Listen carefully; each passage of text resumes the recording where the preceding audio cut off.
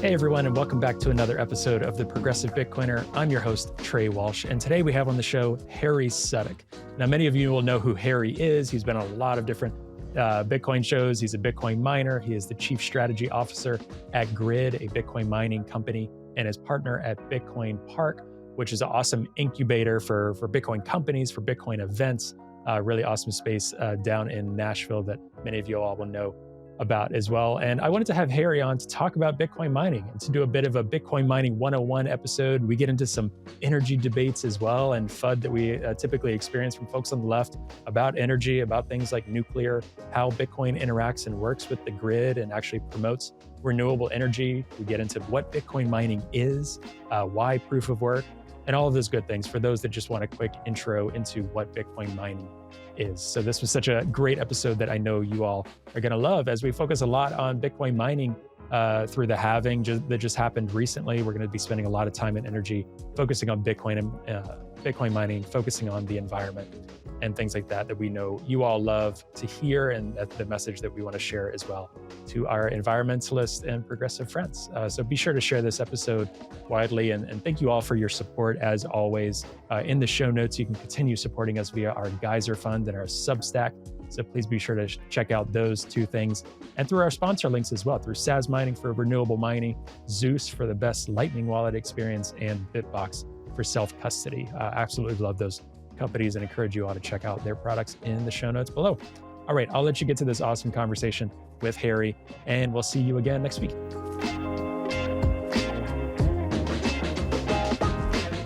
Hey, Harry, and welcome to the Progressive Bitcoiner. How are you? Hey, Trey, it's good to be here. Thanks for having me. Absolutely. And I appreciate you jumping on. We were talking about some jet lag you might be feeling off of a awesome cheat code event in Bedford. So, you know, how was that? How are you feeling coming back fresh from Bedford a few days ago? A few observations. The first is just, the What Bitcoin Did team, Peter, Danny, Emma, everybody did a really phenomenal job welcoming us to the UK. It is my only trip to England that I've ever taken. Really? Wow. Okay. And so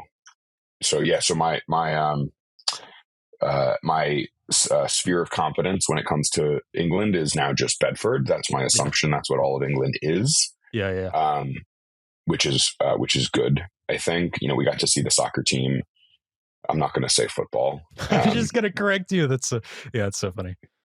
We saw them the following day. They did a great job. It was sort of one day of content and then one day of fun, which I think is a really good, refreshing format for the Bitcoin conference circuit that we seem to all find ourselves on.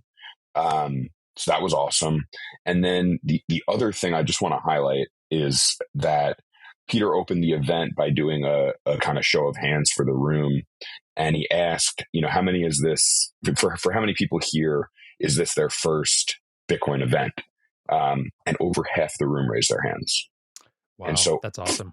For over half the people there, this is their first exposure to, in-person Bitcoin experiences. I was at registration the day before, and there were two guys there with me, and for the two of, and they're two friends. They live locally in another part of England. They said this is their first time meeting any other Bitcoiners. Wow.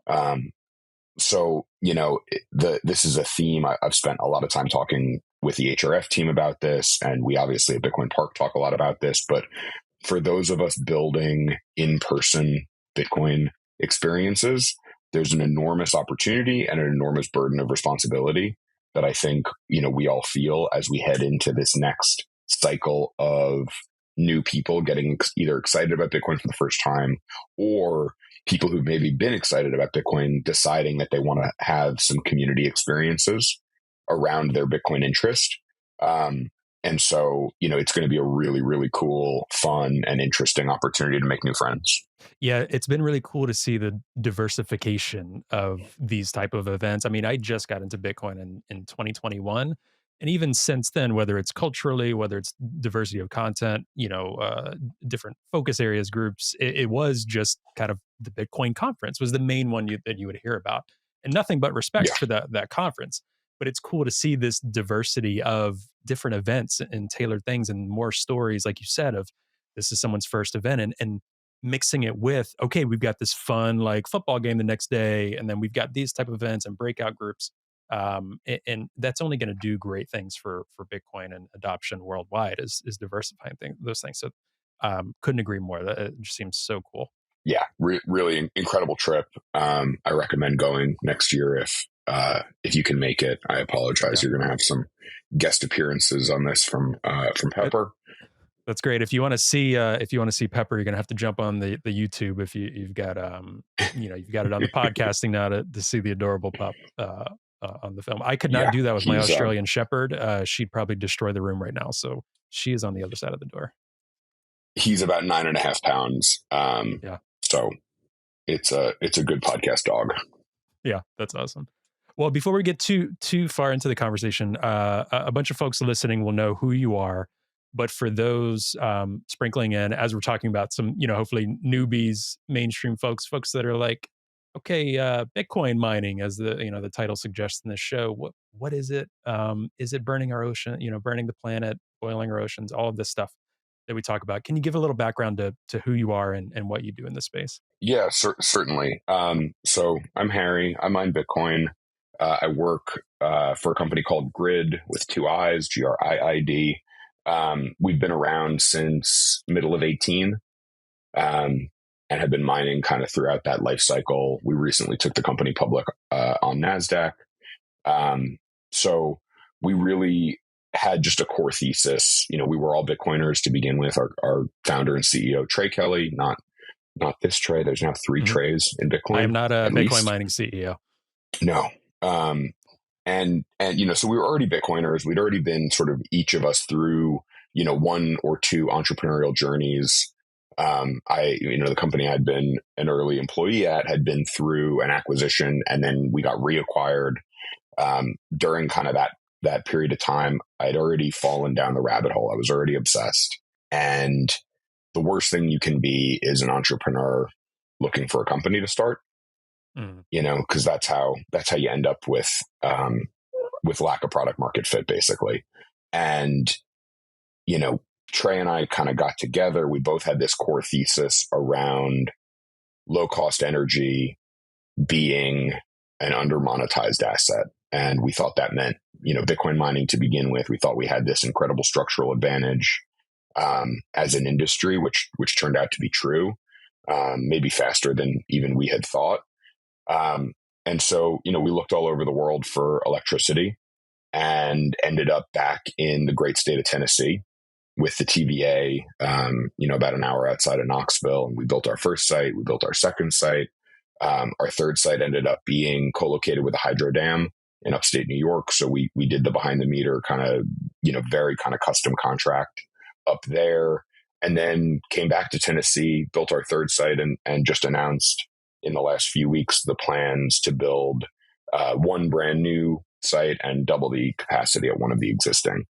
So we're kind of one foot in front of the other. We take a very measured and long-term view towards mining. It's important to be kind of maximally cost conscious above everything else because the competition is very, very hot. And so how do you build a multi-decade business is you continue to double down and triple down on discipline every step of the way. So, didn't have any education or experience background in mining, but definitely learned by doing along the way. And I'm just proud to be able to have carved out, a little corner of Bitcoin land to hang my shingle. Yeah, that's awesome. And I think, from the Bitcoin mining company side, I think a lot of miners, and probably you all as well, are super conscious. And I think a lot of miners learned from that previous bull cycle. A lot of over leverage, a lot of understanding the importance of electricity costs, rig costs, loan structures, all of these things that a lot of miners got completely burnt on, because I think a lot in the industry just assumed we'd go a bit higher in 2021, 2022. And that didn't happen for a variety of reasons. People can say FTX, people can say over leverage. A lot of that is true. It doesn't matter. It feels like companies are going in a lot more disciplined this cycle, which I think is very good, obviously, for a number of reasons. But it's also very good for, I think, perception of a lot of things. I think a lot of miners have gotten more strict on electricity costs and agreements, on talking about renewable energy, on whether it's whether it's folks actually trading and investing in these companies and having them in retirement portfolios. It seems like a maturing of the industry that is really great. And I just commend most, if not virtually all miners I've seen, whether it's public and private, taking it seriously. And I feel like taking the responsibility of securing the network seriously. Like it's really hard to talk about the mining industry just from, yes, profits, yes, companies, but also most miners are really focused, and you all as well, from the sense I get, on, we're securing this monetary revolution. Like we are building for the future, the next, several decades, centuries of what Bitcoin is. And that's really cool. So can you talk about that from your perspective, what that's like? Obviously there's the business details, but what it's like being at the front of all of this, 15 years into this monetary revolution. Yeah, I agree. I agree with everything you just said. I think, the story of mining over the last, and I think the first 5 years are kind of irrelevant, Mm. relative to the business models that we see today. It was just laptops and maybe some GPU stuff that was out there. I draw a demarcation point in our history around 2015-16 with the release of the S9. And that was the first time there was a hardware form factor that was robust enough to go to a more professional scale. And so I think you see, the unsung story of kind of 2016 to 2020 maybe is just how incredible the Chinese entrepreneurs were who ran mining farms over there. They are some of the most incredible capitalists in the world. And I just have a tremendous amount of admiration and respect for what they were able to do, for the network during that period of time. And, that kind of takes us to the next demarcation point, which is the Chinese mining ban, where China government, opted to say that this is an industry that doesn't have a home here. And we really saw America and Eastern Europe to some degree, but really it was the great rise of the American mining farm. And that was a huge industrialization and professionalization of the industry, where, in China during those earlier years, you were seeing a huge amount of seasonal rotation between the wet season and the dry season. And, a huge amount of kind of, held together with duct tape kind of operation, big chicken coop kind of setups for those mines. They worked, which is incredible. But I think, the building standards and the runtime standards that they were operating under, weren't nearly as high quality as sort of their American counterparts built out, call it between 2020 and 2023 to present.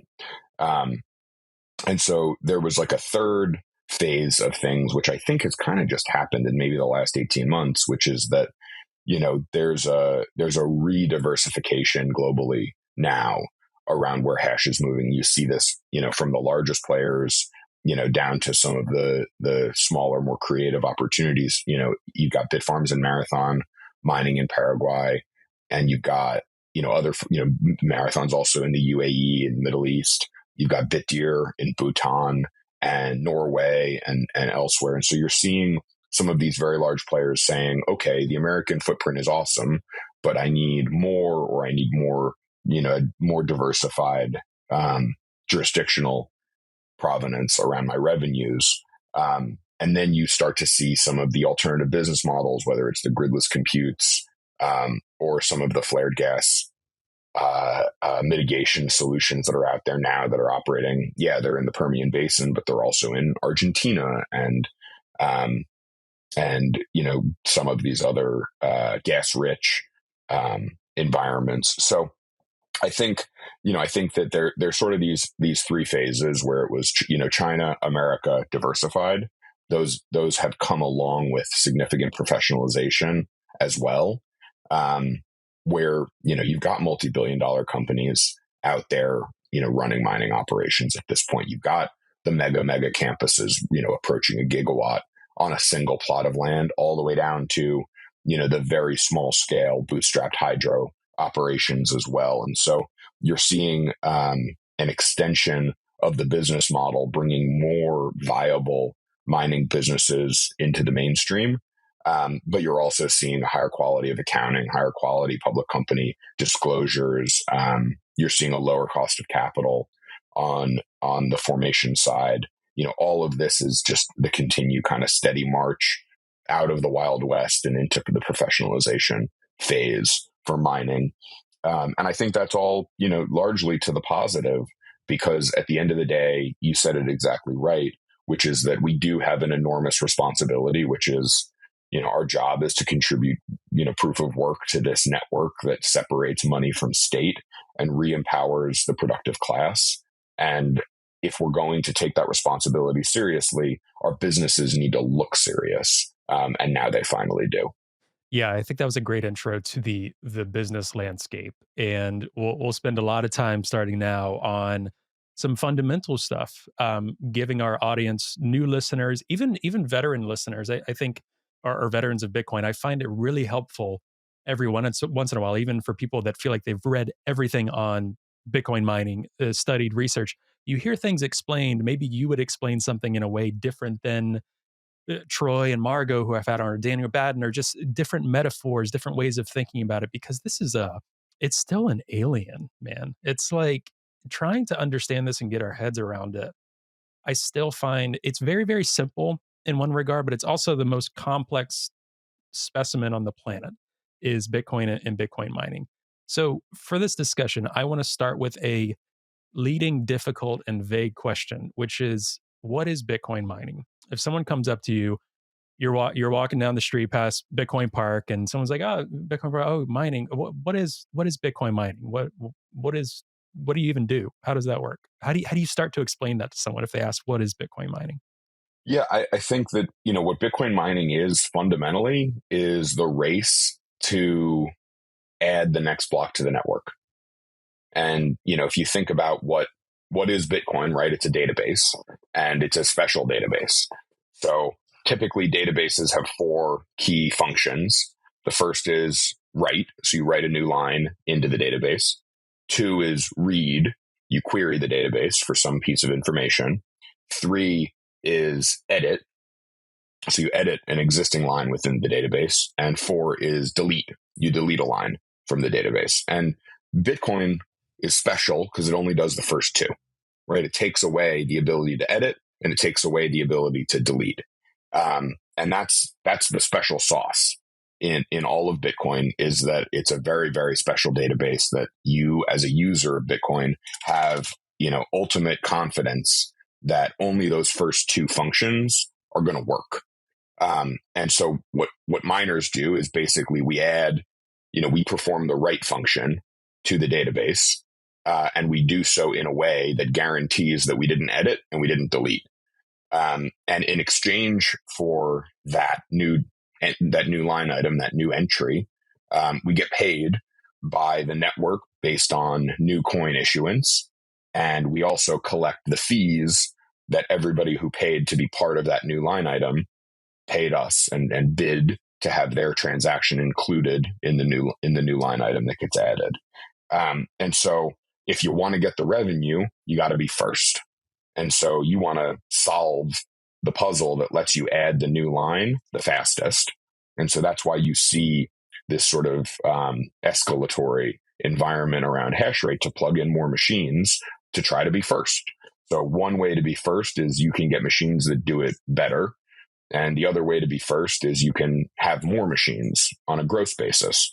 And you see miners doing both by A, upgrading their fleet to more efficient units, and B, expanding their footprint, which, basically every miner is in the process of doing, every single day. So, what is Bitcoin mining? It's about winning the race to add a new line item.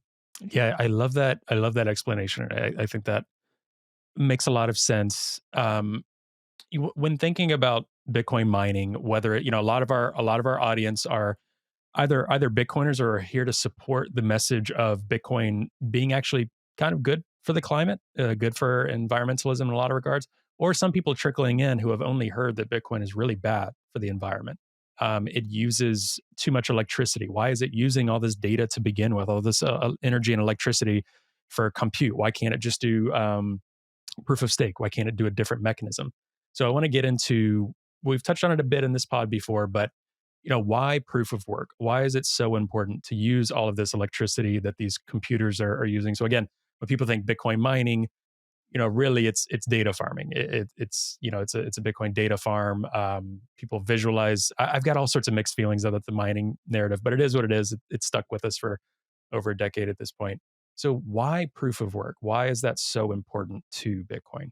Yeah. So I think, we're gonna challenge our listeners and say we're gonna have to talk about two concepts. One of them is called endogeneity, the other is called exogeneity.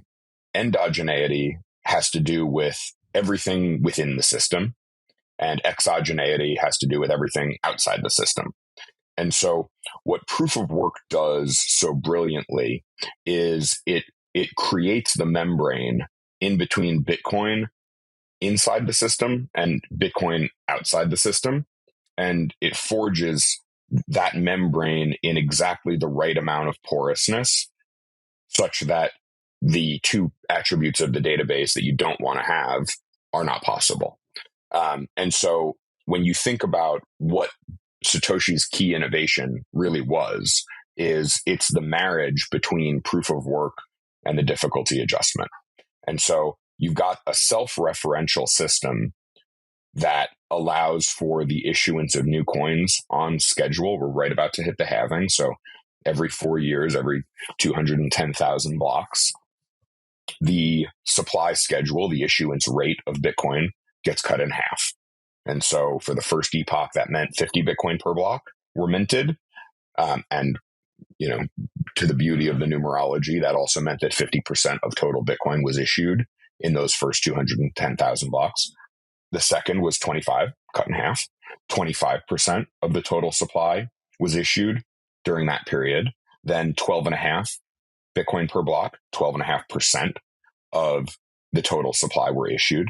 And the reason that those schedules were on time, right? So if we just added more miners to the network and had faster and faster blocks, we would pull the supply schedule forward in time. What Satoshi did was said, okay, so every 210,000 blocks, we're going to cut the supply in half. Every 2016 blocks, we're going to look back and we're going to make it harder to find a block or easier based on how quickly the blocks came. And that self-referential, that endogeneic property to Bitcoin's supply schedule meant that it was going to take a long time in order to release these coins into the world. So that's the endogenous part of Bitcoin, is the difficulty adjustment. The exogenous relationship between Bitcoin and the world is that if you want to plug in more compute, you have to buy more electricity, because the only way to produce those computations is to demonstrate the usage of that electricity, because the algorithm that we're all working against, the SHA-256 encryption, is difficult on a per joule basis to produce. To produce a potential block, we have to prove that we consumed the electricity. So the exogenous relationship between Bitcoin and the world is forged with every single proposed new block share that the miners are working on. And so there is an endogenous relationship to the difficulty adjustment and an exogenous relationship to the algorithm and the electrons. And that means that to co-opt the production of new blocks in Bitcoin land is incredibly, incredibly difficult. So why does the database not edit or delete? It's because the endogenous relationship gets rid of people trying to manipulate the supply schedule, and the electron requirement gets rid of people who are trying to spoof it or fake it. Why don't I have 10 million Twitter followers is because there's lots of software on Twitter that tries to keep bots from DDoSing my followers. The electrons keep people from DDoSing new blocks onto the Bitcoin network. And so you got this forced behavior of the system that is outside of the control of any group. So that's all why proof of work, that's what proof of work is and does. Why is that different from proof of stake, and why is that better? Because proof of stake doesn't have the relationship to the outside world. If I've got a pre-mined coin and I've got a proof of stake system, I just put myself in the emperor's chair because I gave myself the coins and I gave myself a consensus mechanism that says the person with the coins has the power. In Bitcoin, you have no more control over the network, whether you have one coin or a million coins. And that's because proof of work essentially firewalls the performance of the network away from ownership of the asset. Yeah, and that's what's brilliant about it. And you saying, kind of giving a warning to the listener, saying this really is entirely different than any of us have experienced the world before. Almost any system of power, and obviously, on this podcast, what we try to wrestle with a lot is power dynamics, like the powerful few versus the powerless many, and how Bitcoin is hopefully correcting that over time. Now, I'll be the first one to say, I don't think Bitcoin fixes wealth inequality in a moment, or, there's still people that can get fabulously wealthy off of Bitcoin, things like that. But the And they important will, thing, and they have. yes, yes. The thing that you mentioned, though, that's really important is it doesn't change the structure and dynamic, the system of Bitcoin, which currently the wealthy also have control and manipulation power of the system. That's the difference here. Two things to add there. One is that wealth inequality is good, right? Fundamentally, if I produce a good or a service that everybody thinks is more valuable than what somebody else produces, shouldn't I get the money for selling it?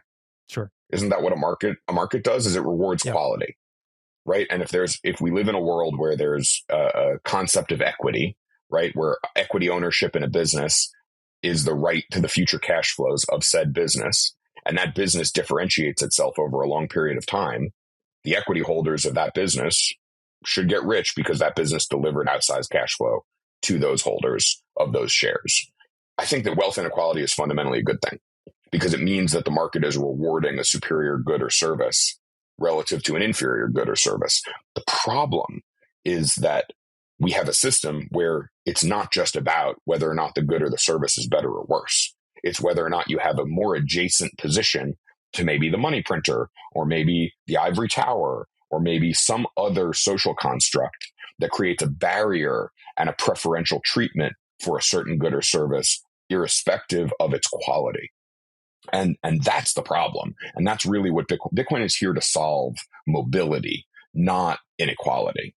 And so what should happen if we have a better monetary system and a better monetary tool is that the quality of goods or services should be more accurately rewarded or punished, rather than, oh, hey, I made a better political donation than you did, so therefore I'm going to win the government contract, and therefore I'm going to be rich for 1,000 years. That's the problem, is that right now there's such distortion in the measurement of goods and services on a qualitative basis that wealth is no longer an indication of productivity. It's an indication of adjacency to power. Yes, I would completely agree with that. And I think the progressive realm that I come from, because again, people hear that word, it means a million different things. There's far left connotations of it. There's middle of the road connotations of it. We are, however, speaking from, and I am speaking from, a capitalist system. So it's not a communist system or socialist system we're talking about in terms of what this system that we're talking about. So some folks might disagree there off the bat, and that's fine. What I'm talking about, what were you going to say, Harry? I'm comfortable. I'm very comfortable being wrong, and B, I'm comfortable hearing, opinions that don't, map directly into my worldview at all. I just think that if we're going to have, an accurate treatment of the world around us, we need to have fair rules.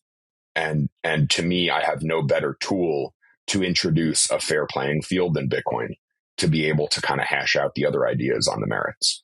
This episode of The Progressive Bitcoiner is brought to you by Zeus. Zeus is a self-custodial Bitcoin wallet for Android and iOS. The app features a built-in Lightning node that allows you to take full control of how you make payments on-chain and on Lightning. You can easily onboard to the Lightning network and let Zeus's Lightning service provider, Olympus, do all the heavy lifting for you. Or you can get more hands-on and curate your own Lightning channels with whoever you transact with most. Zeus has best-in-class privacy and allows you to have great peace of mind when sending and receiving Lightning payments. Not only does the Zeus team not want to know how you're using your money, but they're building things in a way that they can't know. There's also a first of its kind Lightning address that will allow you to receive payments 24/7 to your mobile wallet self-custodially. This is a great solution for a range of people. For those who just want to have the technical ability to set up their own infrastructure, to nomads and dissidents that need to accept donations on the move. Other Lightning wallets don't give the users this level of control. In fact, many of them operate more like bank accounts that can be revoked and ultimately lead to you losing your money. With Zeus, you're in full control of your private keys and therefore can start to take full control of your financial destiny. Save 5% on LSP fees using code TPB in the access code under LSP settings. To learn more and to learn where to download, head to ZeusLN.com. Yeah, and that's exactly where I come from. And I think, it's kind of dropping a good pin in this conversation right now, because I think one of the fun things about doing this podcast that always happens, I have people coming in from the right that are like, oh my gosh, and they listen to a few episodes and are like, huh, okay. And then you have some people from the left coming in and saying, oh my gosh, what's going on? And just thinking about, and we've had a growing number of listeners that will go out and listen because they want to challenge their presuppositions of the world or of Bitcoin or whatever. And that's one of the reasons I want to do this. I don't want an echo chamber of guests. I don't want an echo chamber of listeners. I'm constantly on air thinking through my views. That is a rich and healthy thing. It's very, excuse the coyness, it's a very American thing. And I think also, to your point, what we're talking about is meritocracy, which is a deeply progressive ideal in the sense that there's a lot of folks in America that haven't been given the benefit of actually achieving and getting to their full potential that their merit and their product deserves because of this rigged Totally. system. And that is one thing that I think Bitcoin does a lot, and I think we'll be even more impressed with in the decades to come, with folks that are holding Bitcoin, using Bitcoin, starting businesses that accept Bitcoin, all of these things that'll do great for the immigrant entrepreneur in America, for the miners, for the folks that get jobs because of miners, for folks that save it in their retirement funds and their pensions. There's so many things that Bitcoin will do for that. But again, if people, because somebody might hear and clip that context of wealth inequality is good.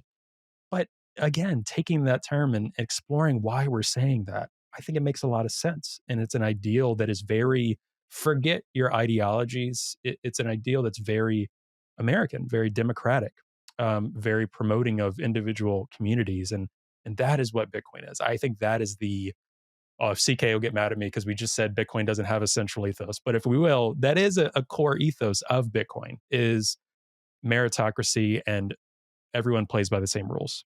And that I think is good, and a Exactly. good foundation for society, in my opinion. And, to me, it's like I want to encourage, the audience to hear the words wealth inequality and think instead about economic mobility. Mm-hmm. Right? The existence of wealth inequality means that you have the opportunity to achieve economic mobility, right? That's the whole game is am I going to leave my children more opportunity than I grew up with? Are my children likely to leave their children more opportunity than they grew up with? And do I think that that's higher?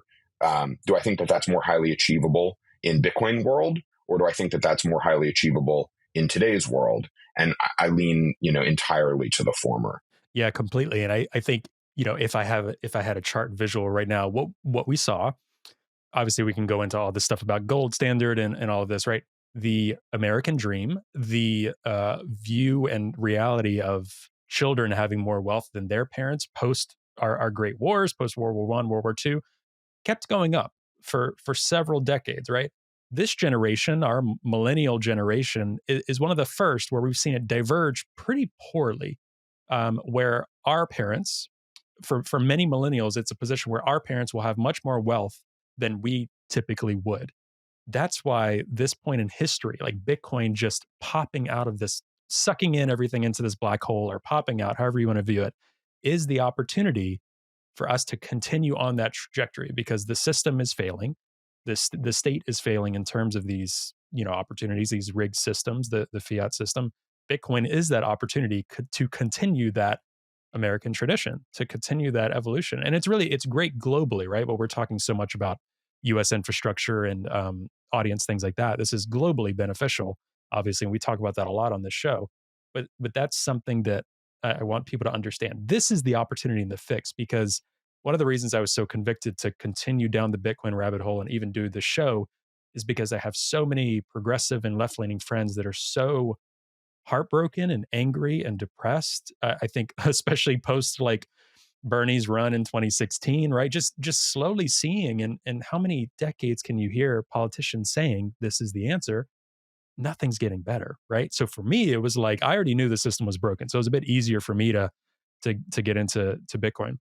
But some others, I'm trying to talk with friends and be like, listen, this is a really great tool and an answer. It's not a universal and perfect answer, but it's something, right? And I think this has got something that nothing else has. So give it a shot, learn about it. Cause like so far, we've got no good answers for climate, no good answers for like savings, no good answers for inflation. Well, Bitcoin has a lot of these so far. So I've just been pumped and could not stop talking about it since discovering that, to be honest. Totally. It just grabs you, right? It's like a, you've ever done, I love puzzles. Mm. And so if you're like 995 pieces into a 1,000-piece puzzle and you look at the box and it's empty, it's like the worst, right? But when you just and then you look on the floor and there's like 5 more pieces and you put them right in and you're done. This Bitcoin is those last 5 pieces on the floor that we're waiting for, right? We've got incredible, communities all over the planet. We've got incredible, quality of life, healthcare, and all, lots of things that, 100 years ago, nobody would have ever believed we have. And now we've got that last piece that we're missing. Yeah, and what's so funny, I was just talking to my wife this morning about, because every now and again I'll just be sitting, eating breakfast, whatever, and then I go on just a 10-minute rant. Any Bitcoiner probably does this with their spouse, and it's just we're insufferable. And doing this thing where I'm like, I was literally saying that I'm like, okay, yeah, surgeries are a bit better. We've got anesthesia, we've got great healthcare benefits, all this stuff, but it's so hard to talk about the problems of today because in many regards we have more wealth than ever. We have a more comfortable living standard and higher living standard for the most part in history, right? So it's really hard to talk about how life is in some ways worse than ever as well, or the trajectory of where we're headed, or mental health, or obviously the cost of a home compared to your wages, compared to the 60s and early 70s. Those are the things we're on about, but it's really hard to communicate that to people because the levers of power are getting much more sneaky in communication about these things. That's what makes this so hard. So you're right. So many other things are much better in our world that having those last pieces, I love that metaphor, is like, wow, now we can really, get on this rocket ship. Not not to the moon in terms of price of Bitcoin, yes, that, but just in terms of society. And I view it as like the proper human evolution with Bitcoin. That's what I feel like I've seen, and a lot of us have seen. So we're slowly trying not to sound too psychopathic, so we can, show people, hey, I think this is onto something, and this is the last few puzzle pieces here. And it's like the silly little tells, where like, if you go to a Bitcoin event, everybody has kids or wants kids because they're hopeful, right? If you just Yeah, say, are you yeah. excited to have kids? They all say yes, because they're Mhm. excited about the future and they feel hopeful and optimistic. And to me, that's like a beautiful expression of those feelings, which is I'm really excited to show the next generation about what I've learned and why we're on a path to prosperity or continued prosperity. But you go to, lots of other environments and, there's a large ethos of, well, we shouldn't have kids. And so I think like that's one of those really easy kind of forks in the road where, regardless of your politics, I think Bitcoin people are just excited about the future. And until people maybe find Bitcoin, it feels like that's an unachievable reality, um, which is tremendously motivating to me. Yeah, and that's one of the things. One of my first uh, pretty brief article I wrote in Bitcoin Magazine a couple of years ago. At this point, the title was I'm remembering right. There was a couple of different titles we were throwing around, but "Hope for a Generation Found Hopeless," and it was this concept of I was really concerned. I've done a lot of young adult programming, workforce development, youth programs for inner city youth in my nonprofit experience. And I was getting angry that our world, the way we're talking about things, the way that we're showing the future to these young people is just a giving up, or just it's in to be depressed. It's in to talk about, and depression is real. Let me put that that this way. It's a real concern and a real crisis. But I'm saying folks that are only focused on the negativity of whether it's climate, negativity of financial mobility, all of these things around the world. So I was like, we need something for folks to, this call to action. And for me, discovering Bitcoin was that call to action. And it's like, wow, Bitcoin is, not to be too corny again, but Bitcoin is hope for this generation. It's hope for everyone. But I'm really still hoping and waiting for the younger generation to climb into it more. And there is more and more of that. I think Ella Huff is a great example. There's so many others that that are focusing on Bitcoin for Gen Z, to give them hope for something, because that's such a beautiful metaphor you said. Like Bitcoiners are hopeful, but we've got reason to be. There's a lot of things we're already seeing with Bitcoin in a hopeless landscape. And I've said this on this show before too, in Broken Money by Lynn Alden. She had said something in the book saying, like, if we didn't have Bitcoin, I'm not sure what solution there is in terms of the train wreck that is global deficits, the train wreck that is these monetary systems, right? Like, kind of like, thank God for Bitcoin, because right now we don't have another good solution. Like, it seems like you and I are pretty open. A lot of Bitcoiners, I think, are pretty open about, like, listen, things are pretty messed up. Let's find solutions. But hey, Bitcoin is a good solution and tool here. Totally. Um, I think that's all true. I agree with all of that. I think that foundational thinking of, you know, openness but high conviction, you know, I don't know if technocrat is the right word to describe what I mean, but it's this,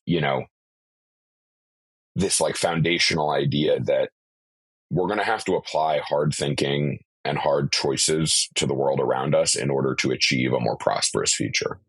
And it will not be easy. There will be winners and losers from any transition from the current system to, to a future system. That's certainly the case. And so our job is to be compassionate and inclusive as we go through that, but without compromising.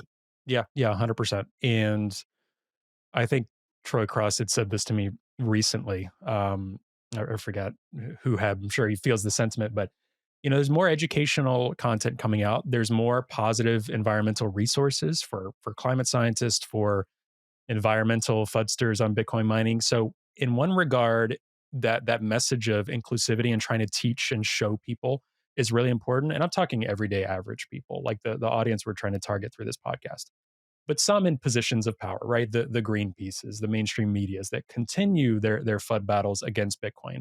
It's getting increasingly harder and harder to be patient with these people, because at this point, it's not 2018. You know what I mean? Like a lot more data is coming out, voluntary data from miners, good hard research on climate, methane emissions, carbon, all of these different things is for mining, not to mention all the other human rights use cases, these things.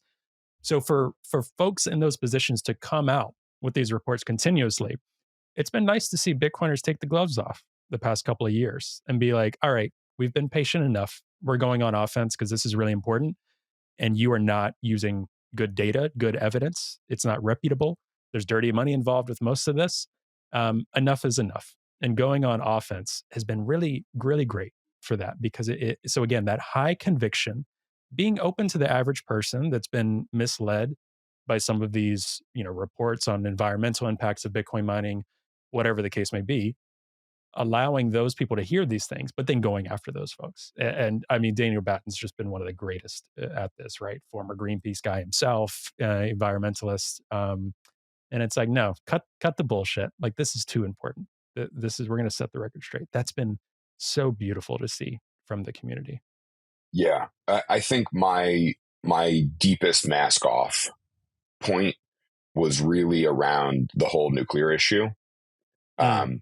which for me has been like the most disgusting display of degrowth, anti-human, in the name of progress, behavior that I've ever seen. Right? Germany shut off their nuclear reactors. They doubled their nameplate capacity, and they're delivering less megawatt hours to their population than ever before. So they doubled the nameplate, but because wind and solar does not operate as reliably as nuclear, they essentially now just have to import endless coal and gas. I think there was a report that said that the emission load pre and post nuclear shutdown is 200 times greater than estimated. Yeah, I mean, it's believable. And so to me, there is a irreconcilable position, particularly on the environmental progressive left, which is I'm, pro climate and anti nuclear. Those people are liars and charlatans. I fully agree. Or they're fundamentally misinformed and misled. Yeah. That is an irreconcilable position. The fact that we haven't been building a nuclear fleet every single year for the last 30 years is a travesty. And the fact that we are shutting down actively operating zero carbon emission functional nuclear plants with decades left on their useful life is a crime against the planet and a crime against our population. Yeah, I agree. And I know you've been talking about nuclear for a long time. And I think most people that are progressives or environmentalists that come into Bitcoin are right there with you on energy demands. Because I think I didn't know anything about energy before getting into Bitcoin. That was one of the coolest things to learn about was energy. And I'm like, oh my God. Okay. So yeah, I we talk about it all the time on this show. Like yes, we have the name the progressive Bitcoiner. It's a bit of marketing. It's where some of my value sets come from and others. It's a way to appeal to folks. But coming in, there is a way that Bitcoin changes those views, right? And not all progressives would say, nuclear is bad, but that's one position, one of many that I fully disagree on of hardline leftists. And what I'm saying is you guys have Trey, not come up with solutions. It's crazy. You're putting the progress back in progressive. I would think so. Yeah. Right? This is the whole thing, is that it's some of the greatest marketing on the left is calling yourselves progressives and liberals, because progress and liberalism are phenomenal ideals. Let's just hold true to them. Yeah, completely. And I think the nuclear battle, and this is why, there's some folks, and I'm not gonna lie, there has been some of us in Bitcoin have been able to connect with some of the Greenpeace folks offline. They wouldn't do it on this show. They wouldn't dare. But really good conversations with some folks that have run some of their campaigns. I've had great conversations with some folks, and you'll notice they quietly leave, or all of a sudden, like, have you heard as much about change the code? No, you haven't. You've heard more about clean up Bitcoin. So that's even evolved because they haven't had an audience. They know they're losing that. So there's a lot of these narratives that slowly people are shifting. Slowly people are pulling back from this militance against certain things like that. And again, I don't see a future, especially with the energy demands of the society that all of us are picturing, a more futuristic society that's better for everyone, not a dystopian, but just like a better world for everyone that's very, very, very, very, again, regardless of ideology, it's very energy intensive. I don't see that future without nuclear, period. And that is carbon free. So the fact that some people would advocate for that, I agree. I'm just as angry about all of these things. And again, are we here for solutions that will actually help the planet and help people, or ideology? Well, I gave up on the ideology a long time ago. I've said it many times before. I'm a registered independent. I am not. We won't, sponsor or support a specific political candidate on this show. Sure, we'll talk to political candidates, whatever. But we're here for humanity to talk about Bitcoin being good for humanity, Bitcoin being good for humanity in terms of the environment and changing 100%. renewable energy structures. And so that's why I think our message we can disagree on some of the fine-tuned things in terms of different ideologies. Someone is on the spectrum. Good. That's great. Exactly. That means it's You fun. agree. Some people would really disagree with me on we're that. sharpening. But like this is the beautiful point of, why is our First Amendment first, right? Yeah. It's because It's because the words that you say become the thoughts you can have. And if you do not have freedom of speech, you do not have freedom of thought. And therefore, you don't get to improve. Because if I can't think better tomorrow than I did today, then I've lost. It's the progress is perfection in that way. And I think, the other thing I want to say is that it's not just about the energy. It's about the places where the mining happened and what does the energy mean to those communities. There are huge swaths of America, not even to mention all over the world, that just don't have enough density of electricity to deliver a higher quality of life. That can mean as fundamental, a change as I was just with Eric Hirschman last week. And he's like, if we didn't have LED lights at night in some of these villages that he's putting in hydroelectric, they're standing over paraffin lamps, kids standing over paraffin lamps late at night to do their homework, immediately are going to have worse health outcomes than if they just have LED lights instead. Their clinic can't stay open at night because they, imagine trying to deliver a baby by cell phone flashlight. That's what they were doing before they had these LED lights. So the groundbreaking human good that electricity delivers is irrefutable. And I think that, the argument about how do you generate that electricity, to me, is derivative of the first fundamental idea, which is that electricity on a per capita basis delivers higher quality of life. Full stop.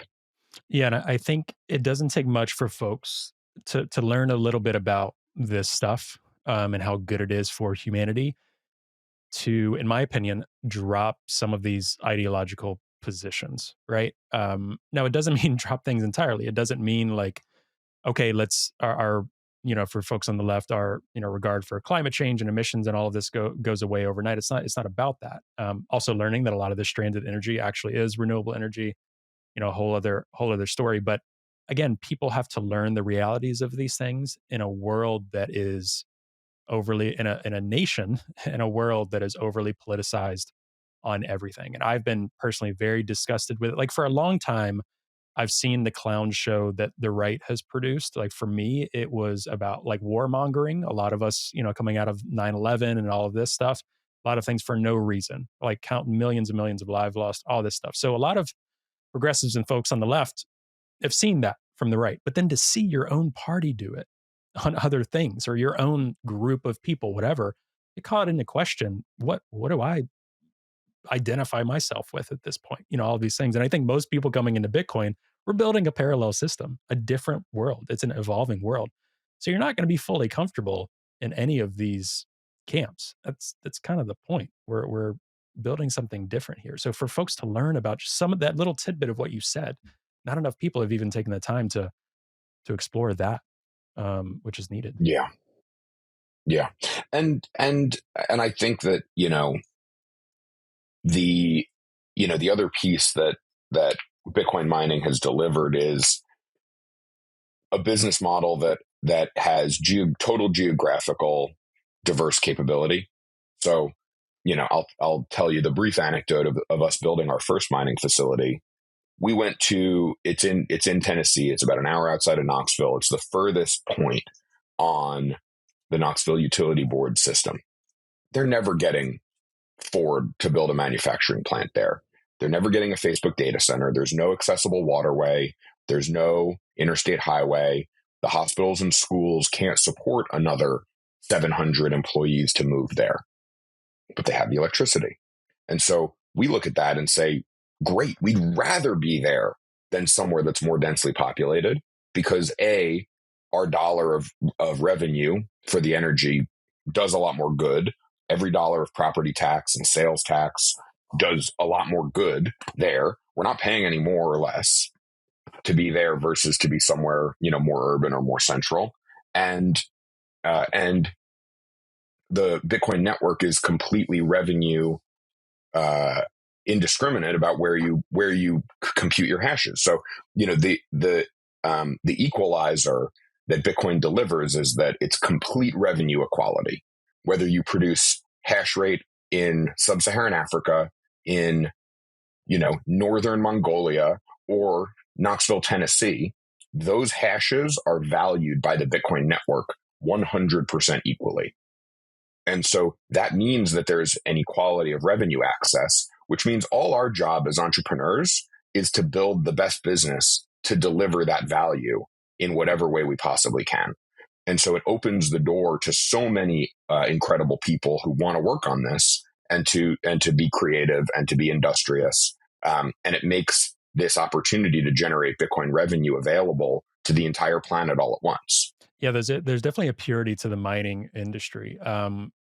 Whether you're learning about it as an investor, whether you're learning about it as someone who wants to be a part of it, or just know about it, because you're looking for the cheapest energy possible. You're looking for, it's all about cost efficiency. And that's one of the biggest things. And so people are, I think what Troy uses the dung beetle example, just you're scouring the earth for the cheapest and oftentimes renewable energy in these contexts. And the second and third order effects from this is pretty brilliant. But you brought up one point that I wanted, it was one of the questions on my list that people would be like, why'd you guys go on a tangent so much? I'm like, well, it just happened. It was important for the conversation. But for people to know, because it's kind of complicated at first. I mean, there's obviously a ton of different details that you all at Griid will know very well. But a lot of folks in the news will talk about, there's kind of two sides. Some people will really talk against this type of approach, and some people will be really for it. But there's a lot of FUD about grid integration and what things that have happened, like ERCOT with the grid. A lot of misinformation about what actually happens there. Like, oh, the miners are taking all of the electricity and people aren't able to use it. So can you give our audience a little tidbit of what it's like to connect to the grid, why it's important that Bitcoin is that flexible load, and what that means? Because I think some people have explored it more, find it pretty cool, but I think in general it can be kind of confusing to see how does Bitcoin help balance the grid? Because you hear that a lot, but I think for people to know what that means would be really important. Yeah, it's important to ground ourselves in what is a grid and how does it work. So any electric system kind of has three parts. The first is the generation. So big turbine spins, there's a magnet, electrons are created. Then there's transmission. So you move those electrons over a long distance. And then there's delivery. So how does that electron guarantee that when you flip your light switch, it works? And so those are the three phases of any electric system. The other thing that's important to know is that when you design one of these systems, you have to design it for the most usage, not the average usage. And so by fundamental engineering nature, you have to overbuild your grid relative to day-to-day use to be able to support the coldest days of winter, the hottest days of summer, when things go wrong, so there's a margin of error baked in. And so, depending on the grid that you're living in, that more stressed period, there's 8,760 hours a year. The grid is under pressure somewhere between 10 hours and 1,000 hours a year from those higher periods of demand. And it varies from jurisdiction to jurisdiction and generation type to generation type. But think of it as, somewhere between 0.1% and 10% of the time. That means that when Bitcoin miners come in and use electricity, they have zero impact on the overall system 90% of the time. They have some modest amount of impact, maybe 9% of the time. And they have a lot of opportunity to influence the system between 0.1 and 1% of the time. And so when you talk about the dynamic nature and the flexible load that Bitcoin miners represent, basically our job is to sign contracts that guarantee us the 90. We can negotiate about the 9 and we'll give you back the 1. Because the grid is really only under real heavy stress, maybe 1% of the time. So it's really about the types of contracts that you sign and the types of programs that your region has in place. So in Tennessee, there's a big interruptible program that they work with you on, where they'll basically say, we'll give you back money on every bill over the course of the year, and we reserve the right to ask you to turn off some small percentage of the time. And every grid as they get more advanced, develop more sophisticated versions of that idea. And Texas is probably the furthest along in terms of that sophistication. But that's sort of fundamentally why Bitcoin doesn't impact day-to-day life whatsoever on an electric system. And on some small percentage of the time, they're able to solve their role within the system contractually. I think that, Bitcoin gets a lot of credit for being like new technology and innovation in money, innovation in tech. And that's all true. But there's also on the mining side, a huge undertold story around contractual innovation and consumption innovation, where, if you called Alcoa or Ford or some of these other, very large users of electricity, where they have operations, they, from an engineering perspective, can't shut off flexibly. Maybe they've got liquid aluminum in the pot lines that if you turn off the electricity, that's going to harden. There's no going back. You got to rebuild stuff, or their machinery would suffer if you're at an auto plant. There's all of these sort of other considerations as to why they wouldn't want to shut off. Bitcoin miners are happy to shut off within the context of an agreement like that. And so we have sort of this trifecta, which is we're able to locate anywhere. We're able to shut off an enormous amount of power on a very, very rapid response time basis. And we're able to pack a lot of power into a small footprint. And so we're not, if you look at solar, right, you're looking at, I don't know, maybe like 1 megawatt every 5 acres is roughly the math. So you have a huge amount of ground cover. We put 10 megawatts in 1 acre. And so we're 50 times denser than solar production. And so we don't have to consume a lot of land in a beautiful rural place. That land gets allocated to farmers or tourism or whatever else. So we're able to drive an enormous amount of productivity into a very small footprint. And we're not impairing the grid the vast majority of the time. And the times when the grid needs that power back, there's programs to incentivize and guarantee that we're going to perform and give that power back to them. Hi, everyone. Hope you're enjoying the episode. Today's episode is brought to you by BITBOX. Now, BITBOX is a hardware wallet that's open source, incredibly secure and easy to use, and it's what I'm using to safely secure my Bitcoin in cold storage. Now, I know self-custodying Bitcoin can really be intimidating, but BITBOX is designed for ease of use without compromising on security. It's USB-C compatible and allows you to easily back up and restore your private keys with a micro SD card, which is really cool. Now, you can purchase the BITBOX using the promo code TPB at the link found in the show notes for 5% off your purchase. And I really want to thank BITBOX for their support of the podcast, and I'm really excited about this new partnership. All right, I'll let you get back to the episode now. Yeah, I think that's a really great example there. And there's two other things I really want to make sure to go over with you in this episode in particular. I mean, we could do a whole, PBS style series on all of this. And, super appreciate your time. I think people love hearing from you on all of this stuff. But I want to talk about community, and I want to talk more about specifically how Bitcoin can incentivize in these market ways, renewable expansion, methane capture, these type of things that would really pique environmentalists who are open to it, their interest. But first off, on the community basis, because you were talking about footprint, things like that. That's also been a lot of media coverage about some. First of all, I want to do two things. I want to say there's Bitcoin, the open source protocol, the asset, the whatever it is, and there's companies that mine Bitcoin, that sell Bitcoin products. The Bitcoin industry, Bitcoin companies, is not Bitcoin. So there could be examples where a Bitcoin company does something that's not great. That does not mean, and that does not mean that Bitcoin is a neutral global software. So I want to make that distinction first. Secondly, I do, however, think the industry has been under unfair attack and criticism in a variety of ways that we've covered, whether it's selective data practices, saying which energy can and can't be used in terms of the practice, what corporations and industries can and can't use energy, things like that, and targeting Bitcoin mining around the world. But how do you all at Griid, and what do you think, going back to that responsibility piece in terms of, yes, it's a business, yes, it's profit, but also I've talked with more and more people about, man, the microscope is really on us though, as Bitcoin companies, as stewards of this new innovation. So how do you view community integration, giving back to the community, being good stewards, good neighbors, as a Bitcoin company? And how do you think the industry should approach community relations as Bitcoin miners? It's an area that I care an enormous amount about. When I think about what do I want Griid to be? What do I want to be? What example do I want to try to set as a Bitcoin miner? To me, the first foundational idea is that every mine that we build, every facility that we build, I hope it's hashing after I'm long gone. So I hope that these are going to run outside of my lifetime. And how do we do that?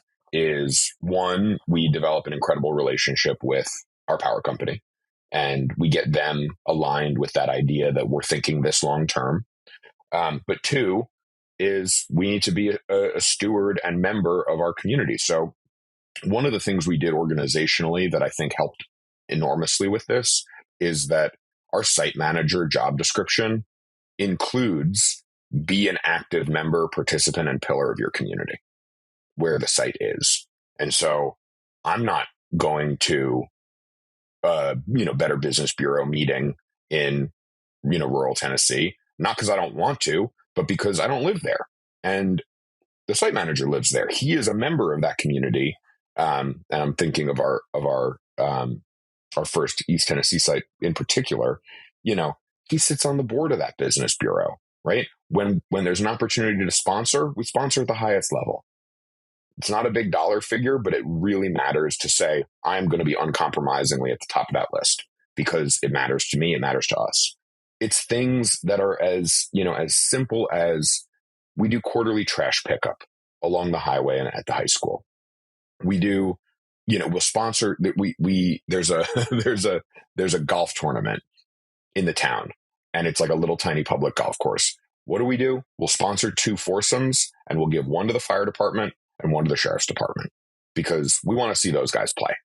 And it's just showing up again and again and again. It's making the sites available for site tours and education. It's about our local high school at that site. They have a technical high school diploma that they offer. So we'll send our site manager and a repair technician and bring 2 S9s, take them apart and walk them through with all the high school students. It's making Griid and Bitcoin part of daily life in that community. The same way that you would stop at your local restaurant, you would expect to see folks from the Griid team integrated into that community just as regularly. And that's how you do it. And then, we wake up 5 years later and that relationship's really good. Making sure that the mayor knows what you're up to. If there's a job posting, post it locally first. Continuing to say you have a reason to stay in this town because there are long-term job prospects here, and Bitcoin is the reason that those exist. It's doing, it sounds, maybe it sounds silly, but it's like those little blocking and tackling things, and about showing up again and again and again and again, and just doing it right. These are small communities that want to see you show up and participate. So you know what you do? You show up and participate.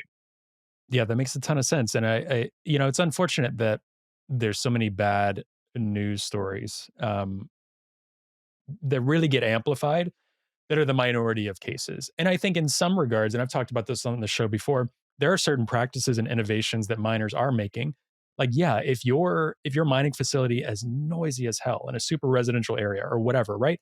Like, not saying screw you neighbors, screw you community, we're going to do what we can because this is America and we can, right? There's certain things you can do, but maybe certain things you shouldn't do, right? That's the minority of cases that I've seen in research. And I have because I see that a lot from the left or from these Twitter accounts that barely have any followers and too many Bitcoiners are commenting on it. Stop commenting on it. You're giving them, this 1,000 follower account amplification. But, I look into that because I also want to be critical of, because we preach a lot about Bitcoin, right? I also want to be like, if they're bad actors, they should be called out, right? But they are the minority of cases. Most of the miners I've talked to are folks like yourself. And we haven't been as quiet as I've wanted us to be in the past. And you know what we did? We invested hundreds and hundreds and hundreds of thousands of dollars into that site to bring the decibel level down. It wasn't where I wanted it to be. It wasn't what that community deserved. And so we we did the work and spent the money to fix it. And that, to me, that's the thing is like, no miner is going somewhere and saying, hey, I want to really ruin this for you. They're saying, hey, I made decisions based on a finite budget and did the best I could, and I didn't get the result I wanted the first time around. And so maybe the answer is to improve at the next site, but more importantly, these are fixable problems. Bitcoin mining is not the first industry that's made too much noise. And there's a lot of tried and true engineering and work that can be done to mitigate that and bring that down. And so, my challenge to the miners is A, pick your locations really carefully so you're not disturbing folks. And B, if you find yourself in a bit of a tricky situation with a community, make the investment and solve the problem. Yeah. And work on it and be that community steward. Absolutely. And again, I would argue putting the Bitcoin mining industry against other titans of other industries.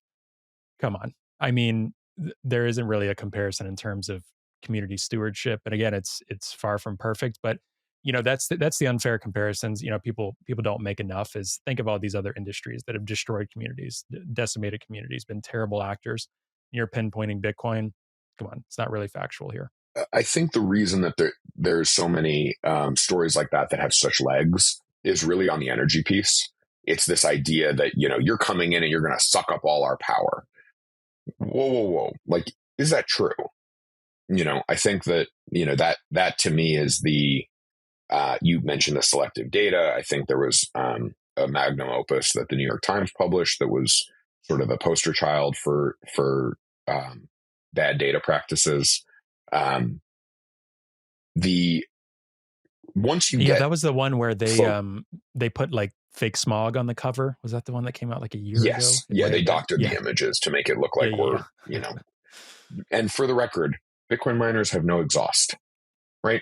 Take normal air in on one side, put normal air out on the other side. There's no diesel. We're not burning anything. Like it's just an outlet, right? So the emissions from a Bitcoin miner are exactly the same, not on how the energy gets generated, but on what does the actual machine produce? If you plug your phone into the wall and I plug my ASIC into our site, we're both spitting out the same amount of exhaust, which is zero. Oh, yeah. One thing I want to make sure to close out with you on that we've talked about here, but also to get your take on this from a miner, from just being passionate about Bitcoin and seeing this thing. Now, again, the Bitcoin community, I'd say in general, and I actually joked with Troy and Margot on this in a recent episode we recorded, is that regardless, there are a variety of opinions amongst like the global Bitcoin community on something like climate change. From an outright denier of climate change, which I would not be in some of the audience, to someone who is vehemently like, oh, we need to take action now because of global temperatures and ocean temperatures, things like that. But everyone in Bitcoin is helping the environment in different ways and emissions, regardless of kind of like your ideology. That's the other beautiful thing about it. It's like we're all kind of on the same team because of how Bitcoin is naturally acting and the things that miners are pursuing. So, with that in mind, because it's less about people's ideology in this moment, it's about what's happening. Again, I'm more interested in like what's happening in these solutions here. How would you approach talking to someone about Bitcoin mining's environmental impact and actually the things that Bitcoin mining has already been seen to do and has the great potential to do going forward in terms of growing and expanding renewable energy? You mentioned something like gridless as well. Methane emission reduction, which is one of the most important things we can do in terms of global gas um, emissions. And then thirdly, just in terms of the emissions again, like what it does in terms of rolling out renewable projects, tapping into nuclear as well. I know TeraWolf is doing that and others on the nuclear front. So can you talk to people about Bitcoin mining's environmental impact? As with many tricky questions, I lean on my father's wisdom, which is, and you have to understand, I grew up in a house with, he was a CFO. So, very sort of exacting and specific, tight, in the best way possible. And so what he would say is, revenue heals all at the end of the day. If you want to solve any big problem, demonstrate that the solution to that problem is going to generate a lot of revenue and everybody's going to compete to solve it. And so what Bitcoin did is it created a marketplace for more efficient and lower cost energy. And we put a huge honeypot of revenue to solve, at the front of solving that problem. It's like a big prize.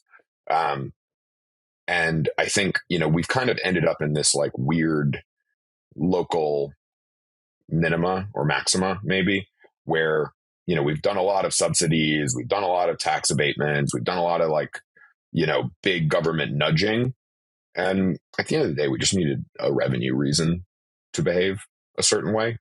And so I agree. I don't have any, and, my ideology is I want to build an incredible business and deliver incredible value to, shareholders, employees, stakeholders in the world. That's the goal. And I think if I do that, I don't have to compromise on any set of values in the path along building that business.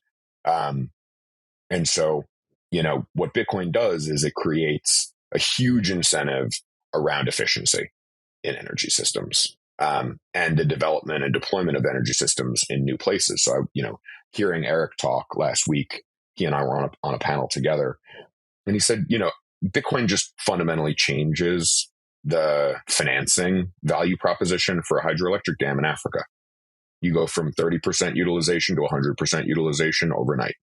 And what you're willing to build, if you're able to generate electricity at 100% utilization, is very different than what you're willing to build at 30% utilization. You're bringing a totally organic second customer to these assets that would never exist any other time. There's no customer service. There's no customer, right? All we do is work for Bitcoin, and we get paid on an algorithm rather than, hiring a bunch of sales reps to try to sell our mining to everybody. So like, my sales guys are ASICs and they hit their numbers every quarter.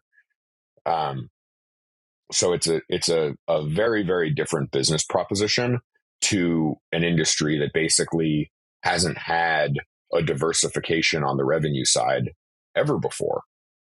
You could say, process heat, maybe liquid hydrogen or some of these other things, but those have been 20 years away for 20 years. Bitcoin's here today, ready to buy the electricity today and to deliver value globally on a knock-on effect basis today. And so, there's I forget the exact statistics on how many gigawatts are sitting waiting in the interconnection queue. All renewable developers are sitting there waiting. Bitcoin's ready to show up tomorrow. And so when you look at the math that lets you say yes or no to a project, you get a lot of no's without Bitcoin. You get a lot of yeses with Bitcoin. When you look at the existing, whether it's the existing fleet of nuclear reactors or the existing, development and deployment of hydroelectric dams, those are maybe not viable today, but without Bitcoin, but viable tomorrow with Bitcoin. And so it becomes this, there's a guy who runs Battery, Andrew Hone, and he talks about it in the debt markets where he says, you've got two metal alloys that get melted together, and when they're combined, you've got, I forget, and my chemistry professor is going to tell me I'm a bad student, but it's iron and something else, and you forge them together and you make steel. And steel is like an order of magnitude stronger than either of the inputs. And so I think you look at an electric system where you've got households and businesses, and that's kind of like two fragile groups. But then you add Bitcoin and they forge together into a steel customer base that lets that system flourish over time. The revenue incentivizes the development of, more environmentally responsible generation sources. And then the flywheel is spinning. But it's the addition, talk about the last 5 puzzle pieces. It's the addition of this new side of the demand equation that lets an economy, a community, and a generation opportunity flourish into the future. It's adding that last piece. We're seeing it happen all over the place, and we're seeing it fix historical problems to let these systems be more resilient for their existing customer base today. Yeah, that makes a lot of sense. And I think what's interesting and what I want people to pay attention to. So you talked about the world and energy as it is. that was one of the biggest things for me coming into Bitcoin. Learning about energy, learning about these different things is there's a lot of environmentalists and friends of mine that have the best of intentions. Hey, and let's even say some folks, some politicians that believe in extreme subsidies or a Green New Deal based on these subsidies have good intentions, right? Again, I'm not here to talk about intentions. As we're seeing some of these intentions, they don't happen to solutions, right? So let's take that at face value.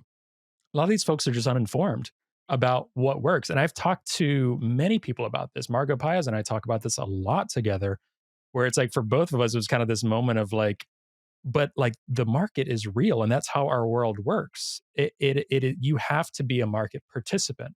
So I really wish I could take all that passion and fire from environmentalists and show them a bit about how markets work and that Bitcoin mining, at least right now, some nations are literally subsidizing it. That's a different conversation, or buying miners and mining themselves, like Bhutan and others, which phenomenal in one regard. Kind of interesting what they might do with it. I know there's mixed reactions about El Salvador doing the same thing. That's a separate conversation. I would say in terms of mining, though, in the U.S., it is 0% subsidized. Right? If anything, they want to increase taxes on it. It's still an attacked industry, but yet it's doing more for renewable expansion. It's one of the most, if not the most, renewable industries on the planet. And again, this is all because of market incentives. So, like you said, following the money, following the revenue, someone can literally not give a damn at all about emissions and all of these other things, but they're still benefiting by investing in Bitcoin. These hydro dams, nuclear in the future, all of these things are going to carry less emissions. It's going to do better things. Methane capturing, they're going to profit off of. I mean, they used to, before Bitcoin mining, it blows my mind. They used to sell and buy like basically methane capturing machines, right? Because of these government, restrictions or local town ordinances. Now you can do that, but you can make money off doing that. So you're not just wasting, from a business perspective, money on a capture device. You buy a Bitcoin miner, which is a capture device, and you make money on the back end. First time in history that we've been able to do that. Yeah. So realizing that Bit- it's crazy. Bitcoin turns environmental cost centers into environmental profit centers. Absolutely. That's the trick, right? You take a loser and you turn it into a winner because of Bitcoin, and you do it from a business perspective, and you do it not by regulation and obligation. You do it for pure greed and self-interest. And when you're able to align greed and self-interest with the side of what is right and what is just and what is prosperous, you end up in an enormously more productive world. Yeah, and I became very comfortable with that early on in Bitcoin. Just the Trojan horse analogy is what jumped out to me first, like the Trojan horse for dictators with Bitcoin or anything like that, right? Like these human rights activists, they're going to use it. The Trojan horse for Wall Street with Bitcoin. I go back and forth with a little bit, but I'm back on the camp of, yeah, it's a brilliant Trojan horse to introduce Bitcoin and self custody and all these things to people. Same thing with Totally. energy grids. It's this beautiful Trojan horse and showing people market incentives. And I was like, I know at the end of the day, the kind of constant is there's going to be greed in corporations and companies. As a progressive who came out of this like Occupy mindset, that's what I knew. And I don't know why my environmentalist friends or some hard left friends don't also see that. It's like they know that in one regard. You want to criticize it, but I'm like, let's take that for good rather than saying, hey, ExxonMobil, stop pumping oil. Like, what? No, they're not going to. Like, hey, government, stop being shitty. No, they're not going to. So taking these incentives and flipping it on its head is the back to Bedford is the cheat code.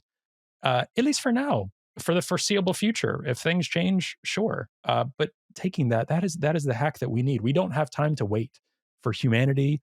For those of us environmentalists, I think for environmentalists, we don't have time to wait. So Bitcoin is that action, and folks in the way of it that know better. It's really time to start learning about this and taking it seriously. I totally agree. Bitcoin, I've said it before and I'll say it many, many, many times. Bitcoin demonetizes the political class and remonetizes the productive class. And that's the trick. And I put the folks who are saying, we need to just regulate ourselves into prosperity. I put them in the political class. I don't think that's I don't think that's a realistic position. I don't think we're going to get the world to change into the ways that we, the shape that we want it to, by force. I think we're going to change the world with incentives, and Bitcoin delivers the most powerful and globally accessible and just version of those incentives that I've ever seen. Yeah, I completely agree with that. Well, Harry, this was a great conversation, a monster conversation. There's so much more we could talk about, but I want to be respectful of your time and our listeners that are like, Trey, gosh, shut up at this point. What is there anywhere you want to send people to? Any other things that have been helpful for you, whether it's books or resources, learning about energy, learning about Bitcoin mining that we can throw in the show notes? Where would you advise people to go to? Come and visit us at Bitcoin Park. We're going to do another mining event in January. We've done them the last 2 years, and they've been really, really insightful, and very sort of practitioner based. So if you want to hear mining practitioners tell you about what they do, I think that's a really good setting to do that in. Obviously, check out Griid, Griid.com. I will give you a book recommendation, but with a strong forewarning that it is not for the faint of heart, but it is truly, truly the best book about energy and the history of energy I've ever read, which is a book called Energy and Civilization by Vaclav Smil.